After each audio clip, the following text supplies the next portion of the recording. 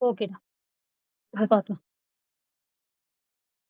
The salt is poured from a conveyor belt at the rate of 30 cubic meter per minute, forming a conical pile. Okay. So அதாவது என்னன்னா, ஒரு conical பைப்ல என்ன பண்றாங்க, salt வந்து போர் பண்றாங்க.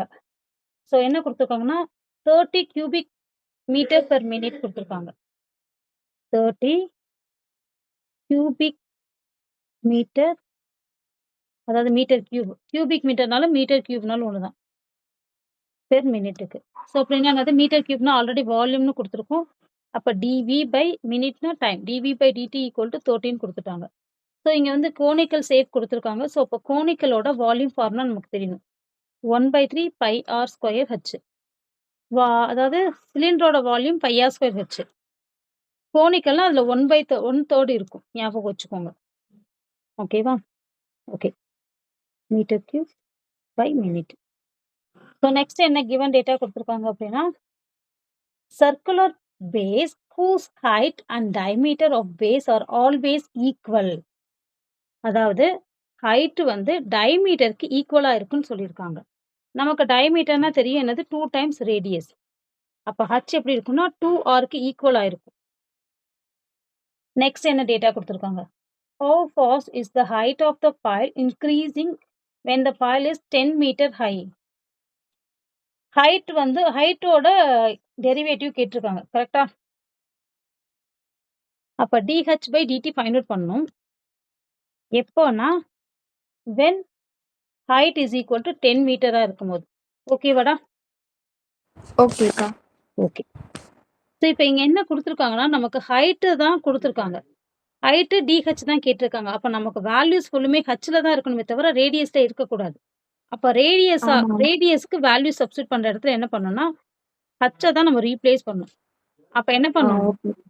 இந்த கம்பேரிசன நம்ம ஹெச்சுக்கு பதிலா ரேடியஸ்க்கு பதிலா ஹெச்ச ரீப்ளேஸ் பண்ணோம்னா என்ன வேல்யூ வரும்னு செக் பண்ணிக்கணும். Radius equal to h/2. ஓகேக்கா. இப்ப நம்மளோட வால்யூம் ஃபார்முலா எழுதணும். புரிஞ்சுதா? அதாவது நமக்கு புரிஞ்சதுக்கா. h ஈக்குவல் டு 2rன்னு இருக்கு. ஆர். உங்க ஆன்சர்ஸ் ஃபுல்லும் ஹெச்ல தான் வேணும். ரேடியஸ் ரீப்ளேஸ் பண்ணக்கூடாது. அப்ப ரேடியஸ் வந்து ஹெச்ல தான் நம்ம ரீப்ளேஸ் பண்றதுனால ரீஅரேஞ்ச்மென்ட் பண்ணி வச்சுக்கிறோம்.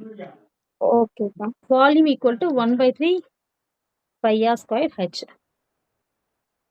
இப்ப டிஃபரன்ஷியேட் பண்ணலாம். Dv by DD equal to 1/3 by அப்படியே வச்சுக்கலாம். ஆர் ஸ்கொயர்டுக்கு பதிலா வேல்யூ ஃபர்ஸ்ட் ரீப்ளேஸ் பண்ணிட்டு அதுக்கப்புறம் டிஃபரன்ஷியேட் பண்ணலாம். 1/3 ஓகேக்கா. பை ஆருக்கு பதிலா ஆர் ஸ்கொயருக்கு பதிலா ஹெச் ஸ்கொயர். 2 ஸ்கொயர் பண்ணா 4 ஹெச். 4. 1/12 by H cube. ஓகேவா? அப்ப அக்கா அது டிவி எப்படிக்கா 1/12 அது வந்துச்சு? இங்க இருக்குல்லடா, கீழ இங்க மல்டிப்ளை பண்ணிட்டேன். 3 and 4 இருக்கு இல்லையா? ஓகேக்கா. ஆமாங்கக்கா. ஓகேக்கா. ஓகேக்கா. ஓகே.